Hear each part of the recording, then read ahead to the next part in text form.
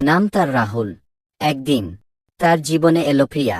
চোখে মায়া, মুখে হাসি, কথা শুরু, তারপর বন্ধুত্ব, ধীরে ধীরে ভালোবাসা। সব ঠিকই চলছিল। হঠাৎ একদিন প্রিয়া কাঁদতে কাঁদতে বলল, বাবা আমার বিয়ে ঠিক করেছে গি। রাহুল চুপ, ভেঙে পড়া মন। প্রিয়া চলে গেল অন্য কারো জীবনে। দিন যায়, রাহুল একা। হঠাৎ এক রাত, একটা মেলা, ভিড়ের মাঝে দেখা আবার প্রিয়া আর রাহুল। গল্পটা যদি ভালো লাগে, চ্যানেলটা সাবস্ক্রাইব করুন, একটা লাইক দিয়ে পাশে থাকুন গি।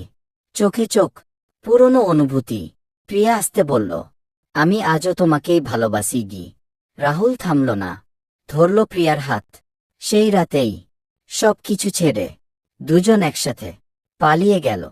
পেছনে রয়ে গেল সমাজ, নিয়ম, বাধা, সামনে শুধু ভালোবাসা। হয়তো এইভাবেই শুরু হলো নতুন গল্প।